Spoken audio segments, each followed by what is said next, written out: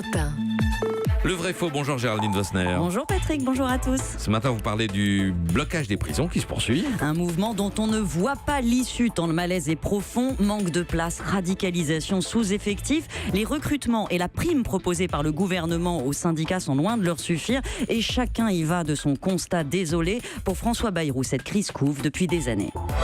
Il y a en prison une majorité de personnes qui ont des problèmes psychiatriques. Qu'est-ce qu'on fait? Rien. Une majorité de détenus ont des problèmes psychiatriques, c'est vrai ou c'est faux? C'est faux, même si l'on entend très souvent cette statistique, elle n'est pas fiable du tout. Elle repose sur la seule étude qu'ait conduite le ministère de la Santé pour évaluer la prévalence des troubles mentaux en prison. C'était il y a 17 ans, en 2001. Et on avait suivi alors un groupe de détenus envoyés justement dans des services médico-psychologiques, donc pas représentatifs de l'ensemble des détenus. La définition retenue pour ces troubles, en plus, était très large, de l'anxiété légère à la schizophrénie. Il en était ressorti que plus de la moitié des nouveaux détenus présentaient un trouble. Depuis, d'autres enquêtes ont été conduites en 2006 et en 2015, cette dernière dans les prisons de Picardie. Elles donnent un taux qui reste important, mais moins élevé, de détenus souffrant de troubles mentaux, 25%. Une grande partie sont des problèmes liés à l'addiction aux drogues, à l'anxiété. Les troubles vraiment lourds, psychose, schizophrénie, concernaient à l'époque 10 à 15% des détenus. C'est beaucoup et on peut s'interroger pour eux sur le sens de la peine. Oui, c'est beaucoup. 10 à 15% des détenus ont des troubles psychotiques. On ne fait rien?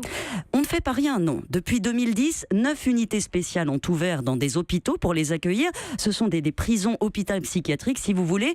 Un peu moins de 1900 détenus les ont visités l'an dernier. Ils y restent 45 jours en moyenne. Le taux de suicide a d'ailleurs légèrement baissé en prison depuis que ces places sont ouvertes. Le problème, c'est qu'il n'y en a pas assez. Les listes d'attente s'allongent et que ça coûte tellement cher que les 8 autres unités qu'on devait construire sont mises en attente. Et puis, ça ne règle pas le problème de fond. Que faire de ces gens s'ils devaient sortir de prison? Dans les hôpitaux psychiatriques classiques, on n'a pas non plus de place. Ensuite, il reste le problème des autres pathologies extrêmement répandues, dépression, anxiété, que les conditions de détention amplifient. En théorie, toutes les prisons ont une unité sanitaire qui fait de la psychiatrie, mais dans les faits, il n'y a pas assez de personnel. Les derniers chiffres datent de 2012, j'ai pas pu en obtenir de plus récents. Il y avait à l'époque, tenez-vous bien Patrick, un psychiatre ou psychologue pour 130 détenus. Merci à vous Géraldine Vosner. Europe 1.